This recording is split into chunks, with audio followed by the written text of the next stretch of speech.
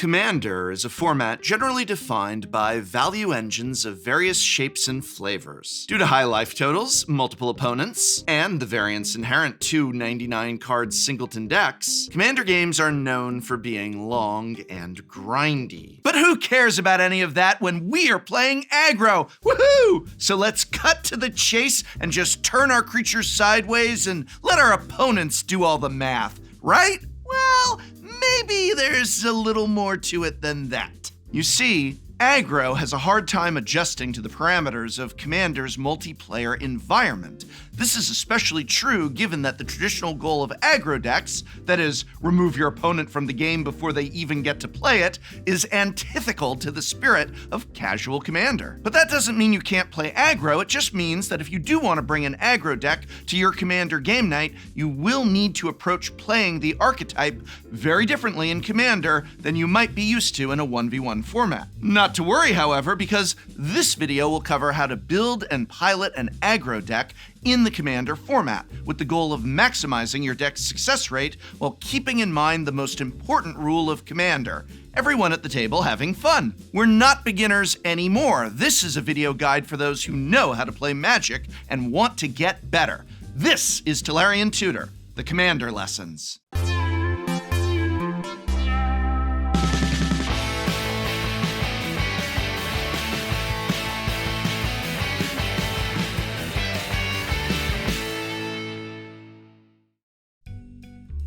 Let's begin with obstacles with aggro in Commander and how to overcome them. The first and most often discussed obstacle that aggro decks face in Commander are high life totals. In 1v1 formats, your opponent only has 20 life to defend. That means burn decks have to cast 7 lightning bolts, while creature aggro decks must connect with the Savannah Lions 10 times. That's a steep hill to climb in and of itself, but certainly manageable. If your deck was 20 mountains and 40 lightning bolts equivalents, you would kill your opponent by turn 4. If it was 20 plains and 40 Savannah Lions, you'd also kill your opponent in combat on turn 4. In Commander, your opponents have a combined life total of 120 life. So that's actually 42 lightning bolts or 60 hits with your Savannah Lions. In other words, both traditional single target burn and traditional aggressive creature strategies cannot viably translate from 1v1 to Commander. These strategies must morph into something different in order to deal enough damage to win. The other challenge in Commander is the problem that crops up with being an aggressive strategy to a game with multiple players. In a 1v1 game, the player who is the beatdown does not need to concern themselves with defense. They can freely send their entire team into combat, safe in the knowledge that they will win the race if their opponent decides to counterattack. In a multiplayer format, that's a lot less true. Maybe the aggro player would win a race against one of your opponents, but all 3 of them? Every attack you make in Commander leaves you vulnerable to as many as 3 attacks if your opponents decide to do so. And if your opponents realize they are in danger of dying to your aggression, they will probably team up to prevent that from happening. The last obstacle that aggro decks face is that the traditional goal of ending the game as early as possible does not naturally jive with the progression of a typical Commander game. It is very hard for most casual Commander games to end early, and when they do, many players dislike feeling like they didn't get to play at all. If you consider all these constraints in context with one another, they point you in a few specific directions in deck building. Cards that can hit multiple opponents for damage at once are more valuable than single target burn spells. Permanents that repeatedly deal damage, either directly or through combat, are more valuable than single instance damage. And ways to kill opponents despite their large life totals are extremely desirable. Part 2. Building your deck. The first thing you'll need to do before you even pick a Commander is to pick a micro archetype. The various methods for translating aggression into victory in Commander each form their own mini pillars under the larger roof of aggro. Now, there's some nuance to these distinctions, but generally speaking, the 5 micro archetypes within the macro archetype of aggro are Punisher, Go Wide, Beatdown, Voltron, and of course, Poison. Poison. Punisher decks are the closest equivalent to a burn deck in Commander, but instead of using individual direct damage burn spells, they use permanent-based damage sources that repeatedly bonk your opponent's life totals directly over the course of the game. There are a wide variety of these kinds of decks, but as a general rule, Punisher decks make everything hurt, from land drops to casting spells to drawing cards. Another look for an aggro deck is the go wide strategy. Yes, a pile of Savannah Lions won't pack the same punch in Commander as they do in 1v1, but 4 piles might. Go wide decks tend to be token decks that amass a huge board of small creatures, ideally faster than any other player at the table can muster. Alternatively, you can pump out a few big creatures that hit hard and quickly before your opponents have adequate defenses or removal. These decks can be harder to successfully pull off, as the plan tends to often have a bigger target on their back, even more than other aggro decks. But if you're prepared for that inevitability, this type of deck can be a ton of fun. A variation on the beatdown archetype is a Voltron deck, which beats down with a single massive creature loaded up with modifications. Generally, these decks seek to take advantage of the commander damage rule to quickly remove opponents. Be careful that you have adequate protection on your modified creature. It will be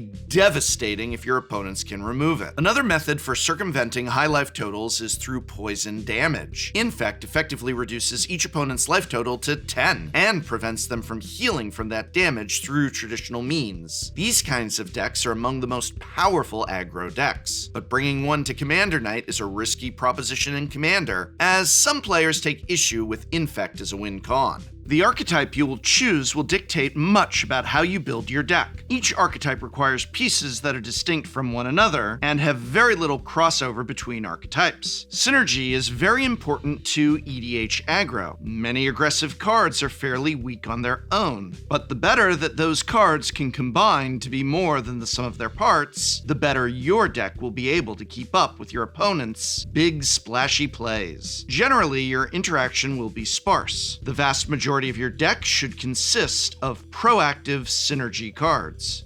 Even most aggro commanders are fairly directional. It would be hard to build a tokens deck around Zozu the Punisher, or a Punisher deck around Lanthrill Blade of the Elves, for example. These constraints aren't a bad thing, though. After all, limitations breed creativity. Having a direction makes deck building a lot easier. One thing that should be relatively universal among aggressive commander decks, regardless of archetypes, is a way to rebuild from setbacks. Spot removal, blockers, life gain, and board wipes are all common in Commander, and all of these are effective ways to diminish aggressive strategies. If you find yourself hit with a board wipe, you'll need a way to claw back into the game, or else that board wipe might as well have been a player wipe. The potential counterplay to interaction is as diverse as the aggro archetype itself. There's protection spells like Teferi's Protection, mass recursion spells like Patriarch's Bidding, and card draw like Hunter's Insight that keep your hand stocked for when it comes time to rebuild. Resilience is key in Commander. Otherwise, the fragile nature of an aggro game plan will be highly exploitable by your 3 opponents. All 3 of these categories of cards should appear in your deck. A card advantage is by far the most important of them. You can't simply empty your hand early and hope that your opponents will fall over. You need to follow up your pressure with more pressure, and then even more pressure after that.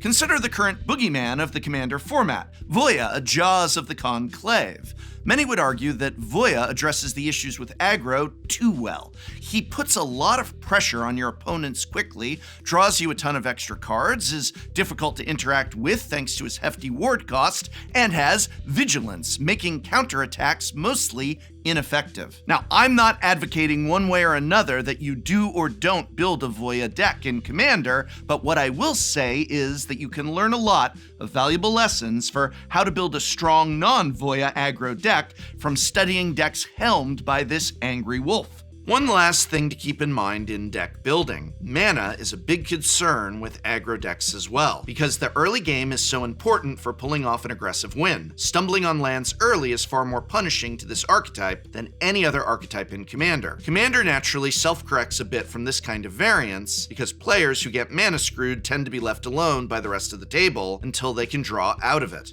This grace is generally offered to aggro players too, but the issue is by the time an aggro player is drawn out of their mana troubles, the rest of the table will be too well prepared for an aggressive strategy to adequately threaten them. As such, you should pay special attention to your mana base and ensure that you will have enough lands and colored sources to cast your spells with high consistency. Frank Karsten, a mathematician, Magic Hall of Famer, and writer for Channel Fireball, has calculated the likelihood of having the colored mana you need on a given turn based on how many you play, taking into account mulligans. By his metrics, you need 23 sources of a given color in your commander deck to have a 95% chance of having that color on turn 1. You need 33 sources of that color to have a 95% chance of having 2 sources of that color on turn 2. Untapped dual lands are therefore hugely important in multicolor aggro decks, while monocolor decks need to be careful with how many colorless utility lands they run. You shouldn't plan to have too much help from mana rocks either. With some exceptions, most aggro decks should avoid putting mana rocks in their deck that cost more than 1 mana, as you are much better off playing a threat of some kind on turn 2 than you are casting a ramp spell. Ramp is great for accelerating into the late game, but aggro decks want to deal as much damage as possible before anyone reaches the late game. If you'd like a more detailed guide to building mana bases for Commander, you should check out our updated mana base video here. It goes into extensive detail about how to build a mana base for just about any Commander deck. However you decide to tackle the challenges that aggro faces in EDH, the most important thing is that you keep those challenges in the forefront of your mind when putting together your deck. Ask yourself how the cards you want to include interface with the constraints put upon aggro decks. If they don't help your cause, or worse, if they actively hinder your cause, you should unfortunately leave that card out of the party. Part 3. Piloting your deck. Once you have your well-tuned aggro deck, there's one last piece of success you'll need to practice: piloting your deck in a way that doesn't lead to your own early exit, either from any given game or from your playgroup as a whole because they don't want to play against your deck anymore. The fundamental obstacle of trying to establish a threat capable of killing 3 opponents quickly is that your opponents will generally have a nervous system and can therefore spot you attempting to do so from a mile away and react to it before you can succeed. As such, politics are more important to EDH aggro than to any other archetype.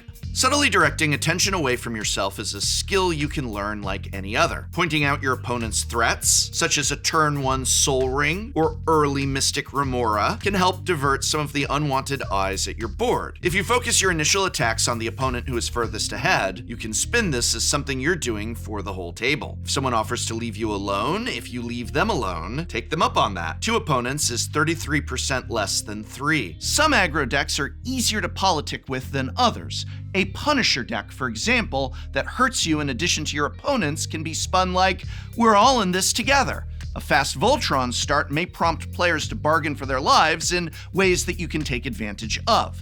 These attempts may not always work, but they are a tool that is worth keeping in your toolbox. An important aspect of successfully piloting an aggro deck in Commander is recognizing when it's time to take your foot off the gas, damage output wise. If it's looking like your opponents have caught up to your board presence, then shift gears to a more defensive posture. Stay out of combat more than you might feel inclined to, while you muster up an alpha strike out of nowhere. When you're in this position, be aware of a potential board wipe coming and plan accordingly, constantly holding up mana for your protection spell or finding your recursion spell as soon as possible. Not only is it difficult to kill your opponents as quickly in Commander as it is in 1v1, but you don't really even have to do so.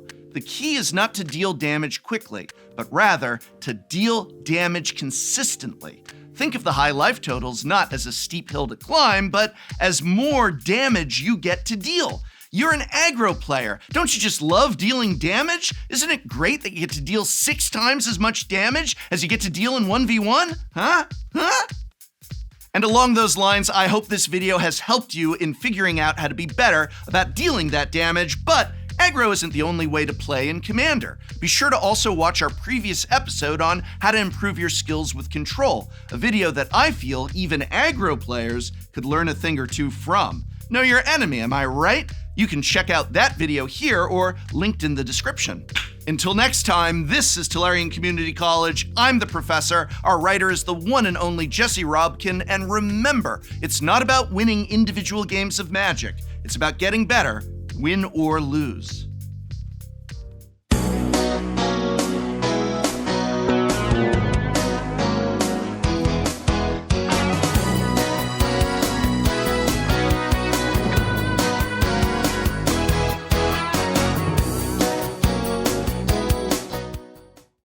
on the season finale of Shuffle Up and Play. We have brought our very first Commander decks. My name is Kenji Egashira, better known as Numot the Nummy. I'm Sam from Ristic Studies. I'm Spice 8 Rack, and if I'm here, who's flying the plane? Who are you? I already said it. Oh, Note to future editor, leave that part in. That's hilarious. Draw that insurrection. Reveal a land tax. my God. I don't think I was a very fun player to play against back in the day. You literally announce yourself as going to destroy all our lands before all playing. right, that's fair, that's fair. Is there anything that I am scared of? Are you scared of the future? Oh, don't start this again. Bane of Progress. No. You got a crisp 20 to make me not pick that one? No comments. This is the first episode of Shuffle Up and Play where I'm not immediately targeted. Well, thanks for reminding us. Oh yeah, props here. Get him! Get him. Non-god gamers.